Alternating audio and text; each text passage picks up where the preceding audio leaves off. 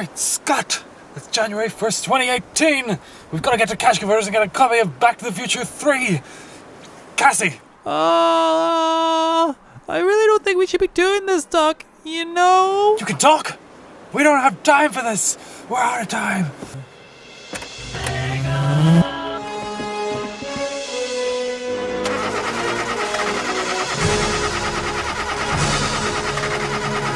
Da da da da da da da da na na na na na na na na.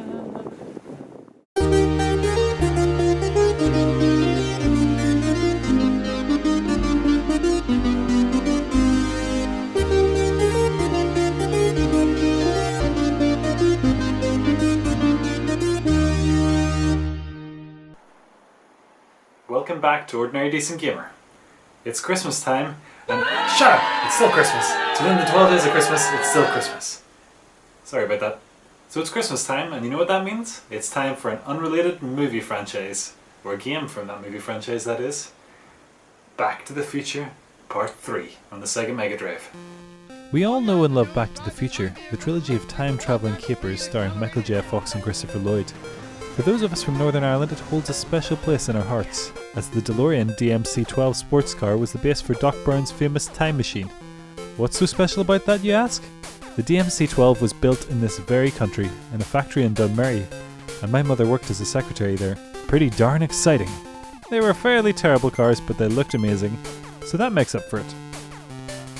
Back to the Future Part 3 was released in 1990, known to most as the Western one. It follows Marty's journey to 1885 to rescue Doc Brown from being killed by Buford Tannen. The game of the same name was released for the Sega Mega Drive in 1991, having been developed by Probe Software. As was common for games of the time, it's not just one experience, it's really 4 mini-games, 4 different levels. Let's get back to the future. I mean past. Past doesn't have quite the same ring to it.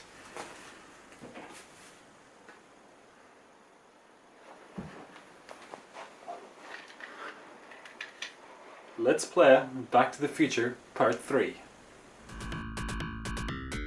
The first level is Rescue Clara.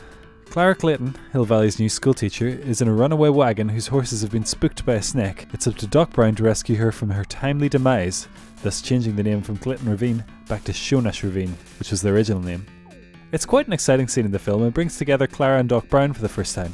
Bear that in mind, just remember all the awesomeness of the film, and prepare to be crushed. The main aim is to reach Clara, but all that means is you have to survive and cover a certain amount of ground. The clock represents your life, with each stumble costing an hour.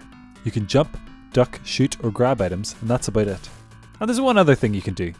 You can die. A lot. This is what you'll spend most of your time doing. This bit's tough. I'm gonna have to concentrate here.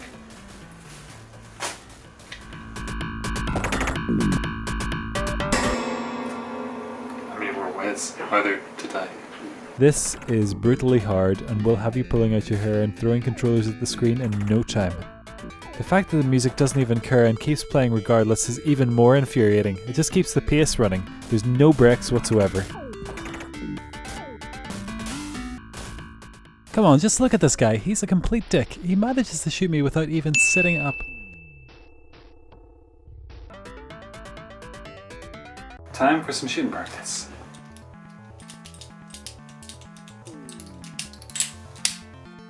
On to level number 2, the shooting gallery. This is another tough one as you have to be perfectly accurate and change targets rapidly, which isn't easy with a Mega Drive controller. It's damn near impossible to get the guys who pop up in the middle, and then shoot Granny every so often.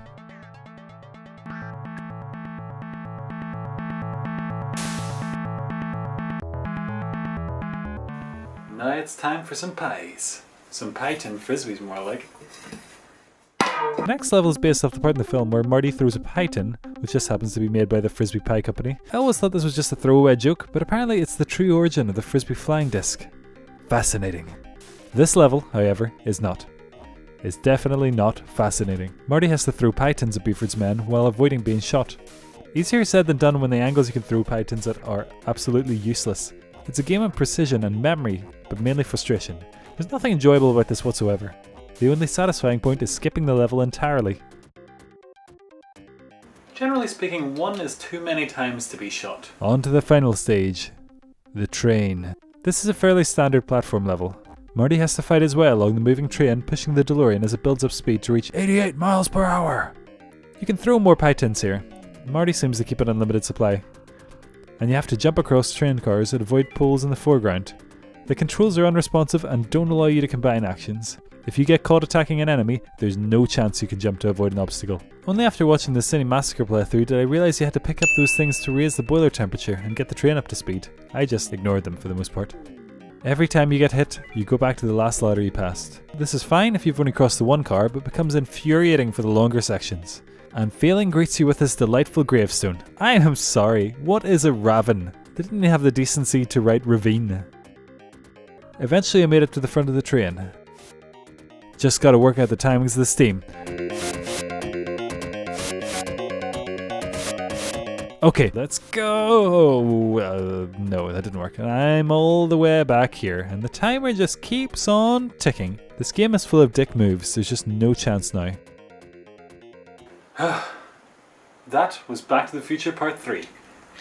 Terrible. That first stage is horrendously difficult, the gameplay is repetitive, more importantly, it's just not fun. How can they make a game about time travel so boring? The DeLorean isn't even featured. Would I recommend this game? If you're the kind of person who enjoys nails on chalkboards and isn't familiar with the source material, then you'll have a whale of a time. For everyone else, this game should remain firmly in the past. If you liked the video, check out my YouTube channel for more game-related fun. All that's left to say now is, Merry Christmas, you filthy animals, and have a Happy New Year.